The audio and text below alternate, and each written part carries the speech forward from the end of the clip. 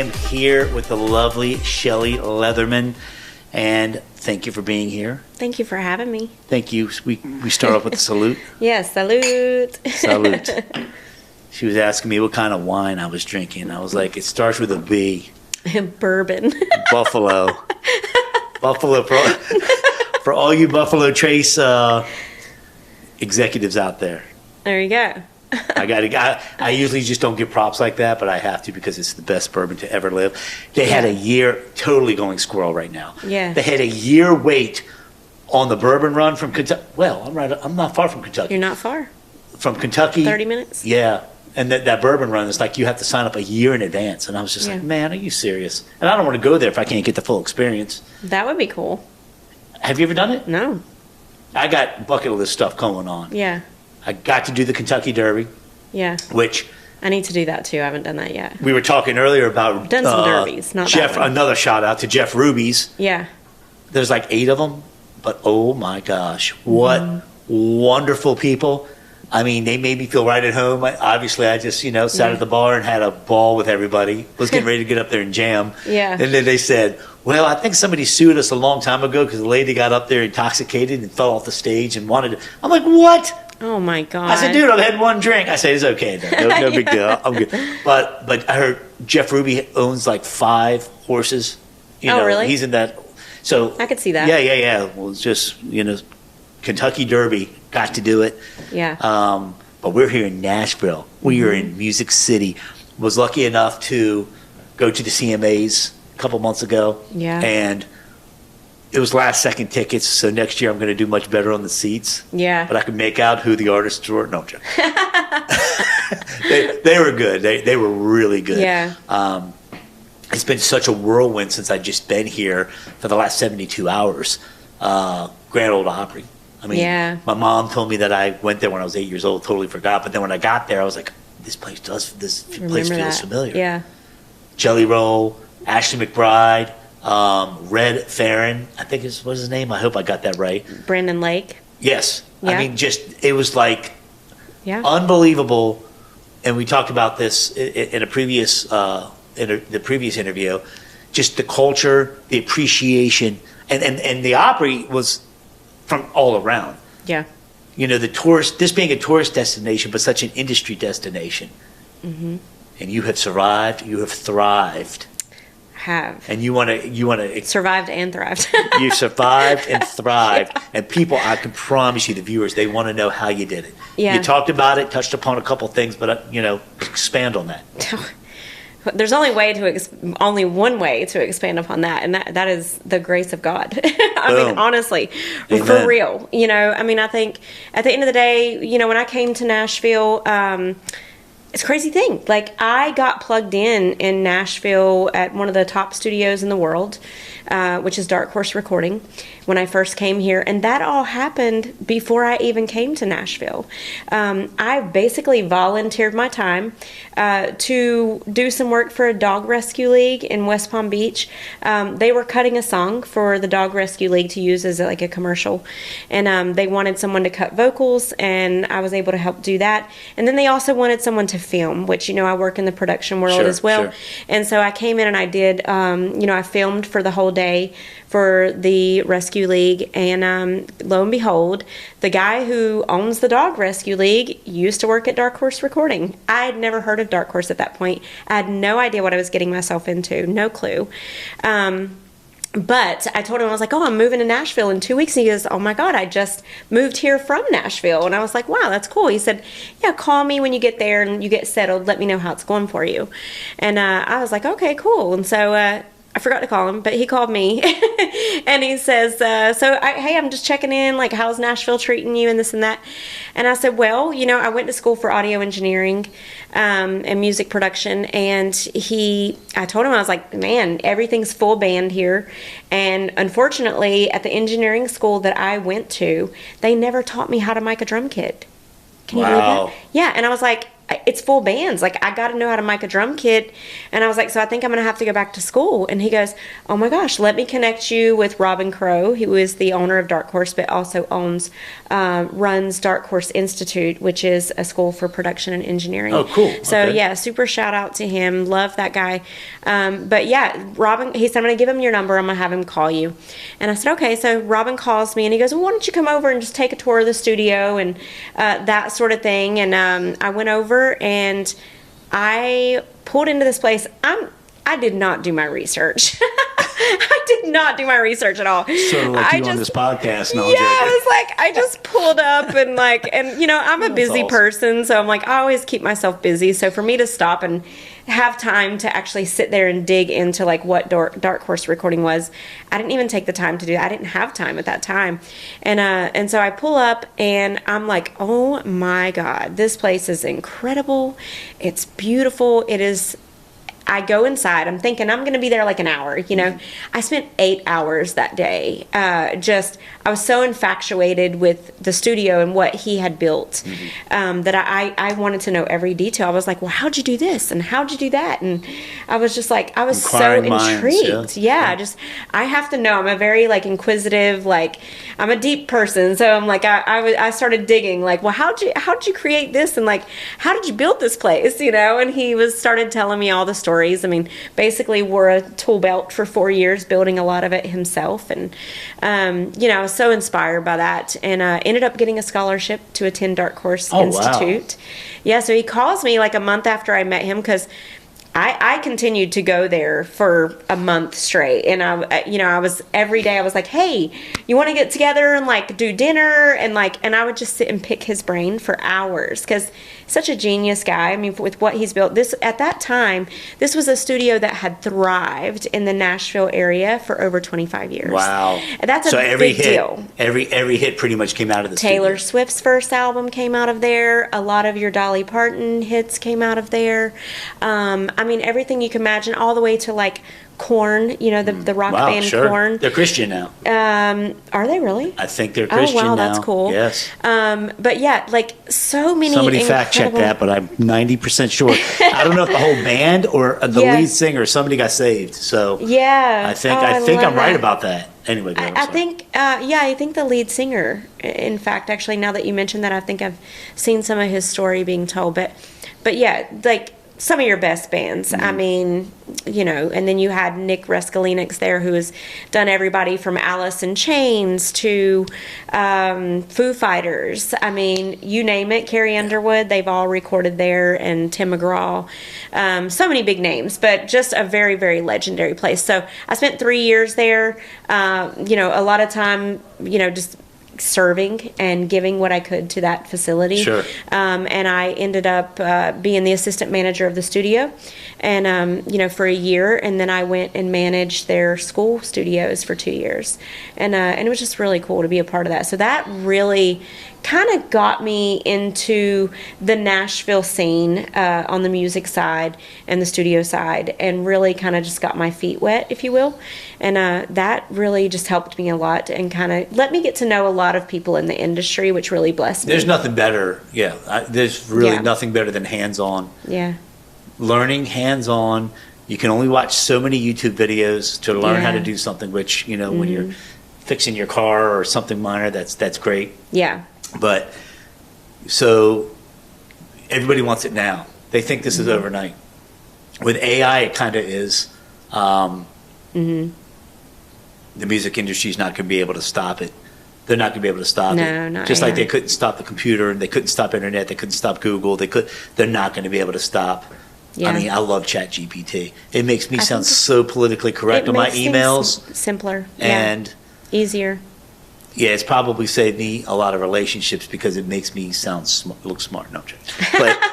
But seriously, in the music side, I think we had to sign, and I don't even know, as a Grammy member, I think we had to sign an affidavit. Yeah. When you submit, I think they still do, but when I submitted my song "Losing Myself" that I produced last year, not the last Grammys, 2 Grammys ago, and it was up for consideration. They made me sign an affidavit proving that AI wasn't used on any part of the Wow. song. But there's controversy there because isn't auto-tune a form of AI? Isn't your mastering of whether you use Ozone 11 or Ozone 2, whatever you use with iShowcase, is every part of the digital aspect of it is technically a kind of a derivative of an AI. Yeah. So how do you answer that truthfully? Because it's just the technology. It's just like, I mean, if you think about it, plugins really kind of are AI. Really, they are exactly are. Yeah, that's exactly true. it. It just wasn't called AI when they came out with plugins. Well, not right. Yeah. And nothing took this industry like storm. Yeah. More than Napster did. When Napster came out and everything was going digital and the CD was going to die and become a novelty, we adjusted. But I mean, the record companies got hammered.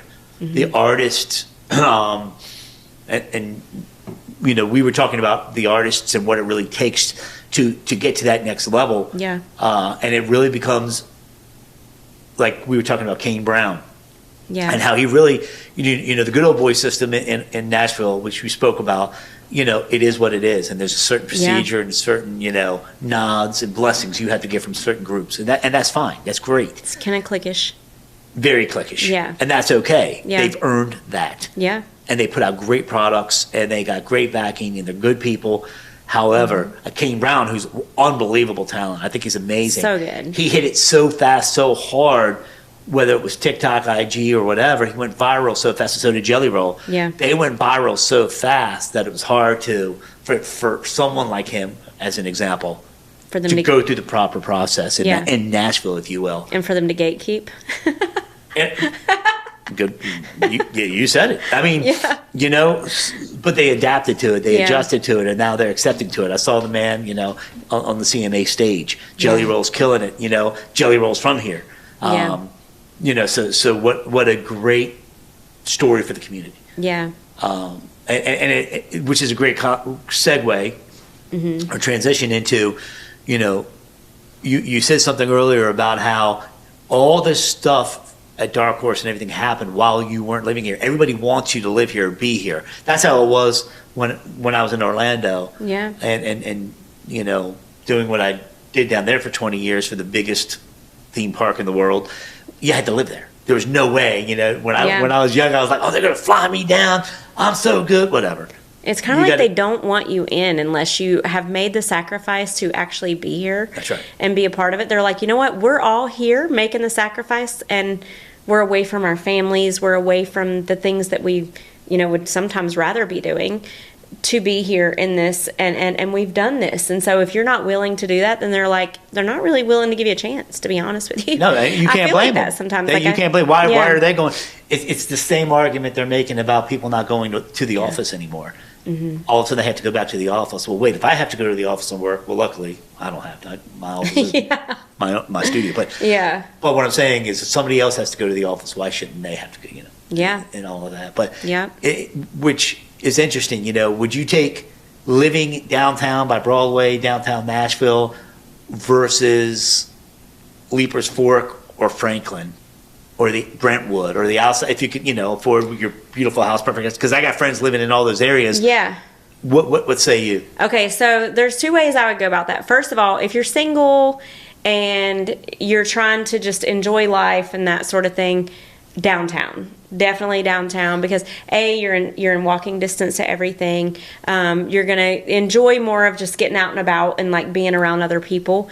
I feel like if you're family oriented and you have a family and that sort of thing, and you're settled down and you have that whole family dynamic, then I would definitely say somewhere more like Franklin, or maybe even Mount Juliet, or like Leaper's Fork, something like that. That place was awesome. I'm the kind of person that I'd rather be just on the outskirts of downtown, where I'm like 10-20 minute drive away from downtown, is kind of more my scenario. But I find myself, because I'm such a homebody, that if I live like that, I never go anywhere. So me being downtown kind of helps me get out of the house, I feel like. That's a really good point. Yeah. So. And I'm going to give a shout out to this place. This is the second time I've stayed here. It's Placemaker Premier Soho. Yeah. And it's just, I love it in a sense that... Sobro. That's what I said, Sobro. Yeah, you said Soho. Soho's in New York, isn't it? Yeah, New York and let me start that over. And Placemaker, Premier, Sobro. Yeah, Sobro. I don't even know where I am. It's okay. But you're 20 minutes from anywhere. From Bluebird, I can be in Franklin. I can be in Bluebird. Where did I go last night? Where was that songwriting? Leaper's Fork. Yeah. Oh, what was the place called? Fox and Lock. Yeah. Ooh. I know. I love Fox and Lock. Man, I love Leaper's Fork in general. 30 people waiting to get on stage just to be heard, and the audience actually giving a crap and listening and loving it and supporting, not just family and friends and little cousin Sally. Yeah. Everybody was into it. It's one of my favorite towns. Artists on a different level. Area. I mean, one girl was getting ready to go on a world tour. The other girl was her first time performing ever in front of anybody, and she was from Australia. Wow. And I got the names of all of them. Yeah. Because I want to be able to help who I can with iShowcase Music. Yeah. And I'm going to put you on the spot right now. Will you be an official ambassador for iShowcase Music in Nashville? Absolutely. My girl. I would love to help in any way I can. I'm always here to help. We've been friends for a while. And we've kept the conversation going. Yeah. And I think you have that likability, and you're the real deal. And thank you. I think the key word is genuine. And there's not a lot of us left. That's so yes, true. I'm saying myself. I'm That's saying so I'm true. genuine. There's you just are not genuine, a lot of us though. left. You very much are genuine. Oh, I am who I am, and that is enough. Same. I am who I am, and you're not going to see me any other way. People either love me. I'm the same way all the time. Hate me when I get like part of the Messina Connection.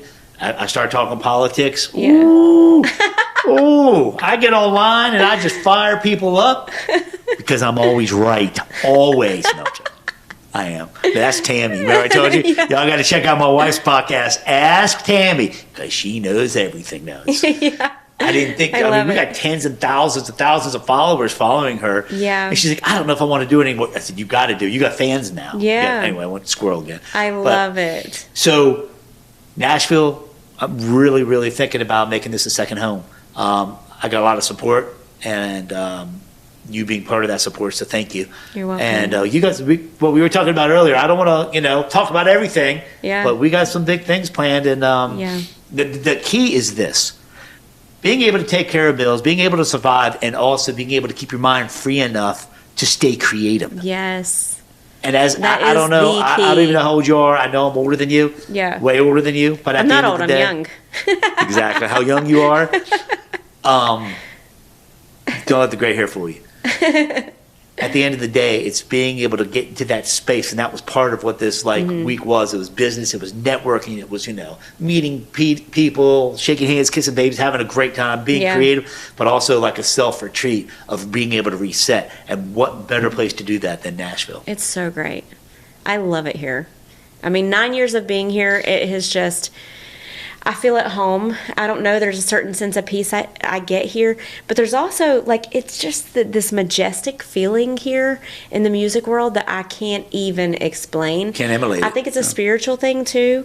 Nashville is a very spiritual place, believe it or not. I mean, you got a corner, you got a church on every corner, and everybody here goes to church, which you don't get that even everywhere. Yeah. And I love that. I'm like, I'm a God girl right here, and I'm like, for me, that's important to have not just the musical, inspiration around me, but also have some good spiritual backing behind me and around me, and that's super important to me. And you really get that in Nashville. There's a great community here, and that's super important to me. And you get to have that support. Like, you come here being a creative. Yeah. It's so important to be in a community where people appreciate your creativity. Whereas when I am in Palm Beach, Florida, people couldn't care they couldn't care less, about what I'm doing musically. Like, they're just like, if you go down to Miami, and that Latin scene in Miami is absolutely ridiculous. Yeah, but the EDM scene in Miami is fire too. Oh my gosh! Well, that's Orlando. In the EDM scene. Orlando's got a great EDM scene. The EDC. Yes. The Carnival, Electric Dance Carnival. Oh my goodness! Yeah. Every year it's insane. Yeah, so I do all the voiceovers and stuff for, for UMF Radio, which is Ultra Music Festival. Their radio station. I didn't know that. Wow. Yeah, so I've been heavily involved in the the EDM world for a while. I do make a lot of EDM music, but I use real instrumentation. So That's very important to me. I love that kind of thing, and that's, Florida's got a great scene for that. We don't have a very big EDM scene here in Nashville. That's one thing I will say is lacking.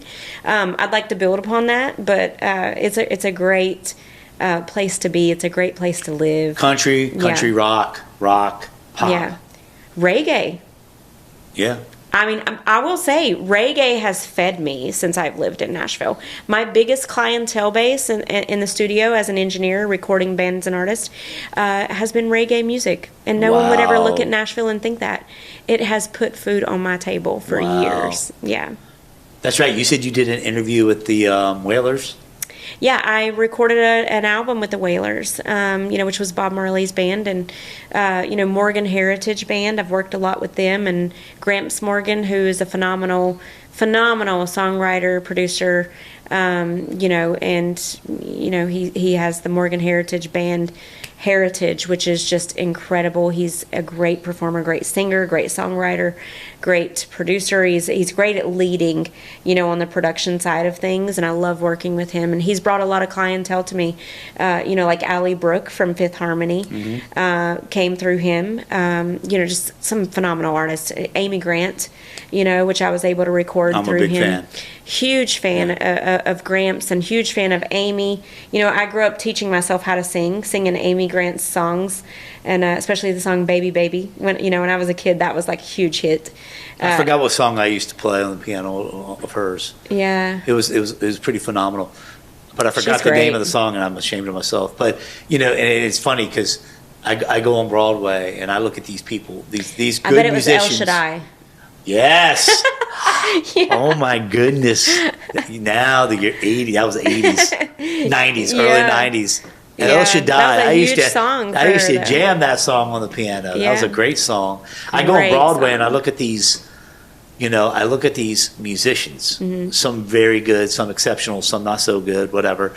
Hank Williams. I'll hang out at Hank Williams Jr.'s place. They always have a great band, and you start seeing the untrained wearing, just ripping their voice. I'm like, you're going to get nodes, man, if you don't get properly trained. Yeah. But is it really true that 90% of them are playing for tips only? They are playing for tips only.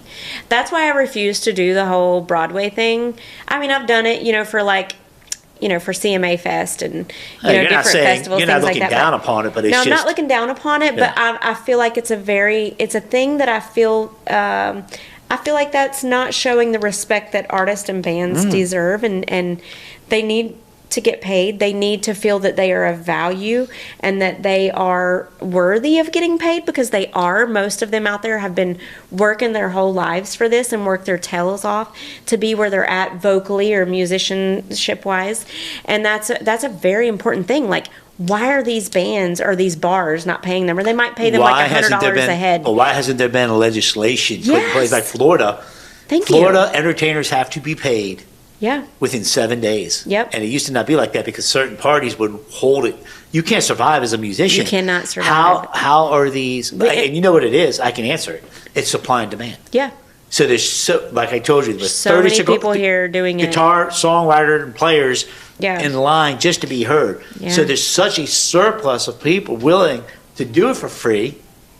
And those people need to recognize their own value and worth and not work for free, because you are setting the standard for what comes behind you, or what you're setting the standard for everyone around you. And it's like, it frustrates me even in the studio. I see managers pushing producers that they manage. I see them pushing producers to cut songs and produce songs for like $1,200 a song, which is that's a lot of money still, but when work for hire, but plus, someone plus that's 3%? Already at the point, plus their producer credit, okay, and then, but also being at the point where some of these producers are definitely worth way more than that. They've already had major hit records.